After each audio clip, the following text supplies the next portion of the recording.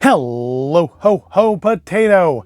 It's Monday, but it doesn't mean we can't have ourselves a little fun with the Don't Drink and Droid Advent-ture Part 8. 8th day of our journey through the Advent-verse. And what do we have today in our Star Wars Lego calendar? Oops, that's in the way. Where is number 8? There is number 8. Third row. And it is another droid. All right. This one looks a little complex again. I will probably get it wrong.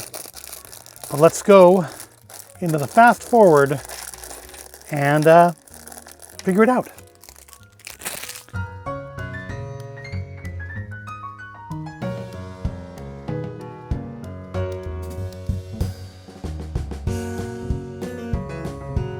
And there we go. I don't reckon I know exactly what you are, but you're on the floor. But it's okay. Unlike any other year's Star Wars mini builds, you actually stayed together. You didn't just blow apart because I looked at you funny. All right. I don't know exactly what kind of droid this is. It looks vaguely familiar. Looks like it might fly. But it's cool.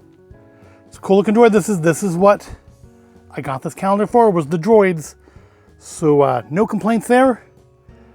A lot of fiddly bits. Having trouble with the fiddly bits today. But we got there in the end. And yeah, I think I built it correctly for once, which is nice. All right, so we have a cool droid. It's going to be hard for the boost calendar to beat that. But first, before we get to that, we need to consult the mystical magical coin. Mystical magical coin, are we opening Lord of the Rings today? No. Back to Burger King. The most whopperful time of the year to open. Was this box 5 from this, I think? Yeah, I think we've done 3 of those, so this would be box 5 out of here. Let's open up Whopperland. Today we do have a frosty topped snowman who is shoveling some beige dirt and who's going to be hitting the back of the head with a hockey puck. So what's in box number 5? We had that ornament a couple days ago. That was cool. The coffee mug yesterday, which was less cool. What do we have today? We have something metal. I can see it. It is a Burger King keychain. I like keychains. I'm down with that. It's got some chicken fries. It's got a cup that says Burgkin. It's got a Whopper on it. It says, "You rule." And hey, if you're watching this, you do rule. And then the big Burger King logo at the bottom. So I guess this really isn't, maybe isn't the keychain. It's meant to be a purse dangler or bag dangler. It's like those bobble bar kind of things. I know Disney sells stuff like this, where you hang it on your bag and within a few weeks, you've lost all the little bobbly bits and all you have left is a chain, unless that fell off too, in which case all you have is a golden colored ring on your bag. But as an advent calendar item, I like it. It's cool. It's not going on my bag. Realistically, it's probably gonna go back in this box. Or maybe get hung up somewhere on the wall. Here, I'm gonna have to stick another hook up and hang it up there. But nice, it's definitely better than the cup. The cup has been the low point of that calendar. Now it's time to call our shots and get into the holiday spirit with the shot box and see what we have today. We've had moonshines the last couple days, which, there are more of those than there are anything else in there. It makes sense that we'll get more of those. So let's see what we're looking at today from either Ole Smokey or Sugarland. And got another jar. So it's a moonshine or a sippin' cream. Let's see what it is. It's a moonshine. It's not a moonshine. It is Sugarlands Shine. It's part of the Legend series. So like that, that's not good because that peach one was Legend series and that was awful. This is Mark and Digger's Hazelnut Rum. So technically not a moonshine then, I guess. I don't mind rum, so this could be okay. I don't mind hazelnut either. What's the proof? Oh, it's so tiny I can't read. It is 80 proof, 40% alcohol. I guess one of these is Mark and one of these is Digger. I mean, Mark was on here too, right?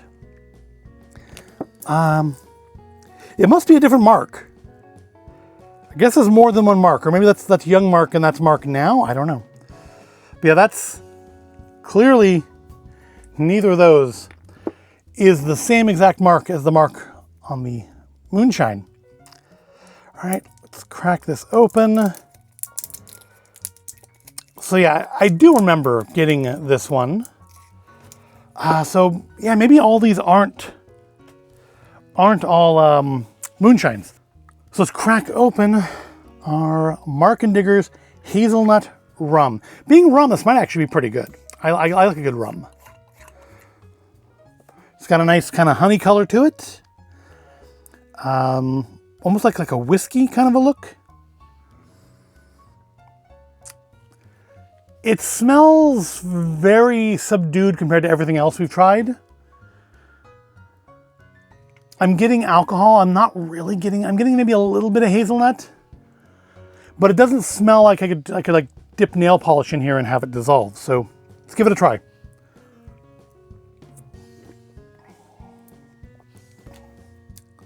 Strong, burns in the mouth. Kind of sweet, but very strong. Definitely doesn't taste like the moonshines, which is a good thing.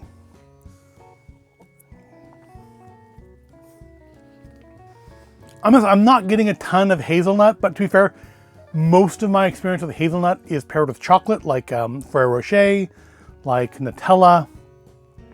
So I don't necessarily have the best concept of what hazelnut tastes like on its own.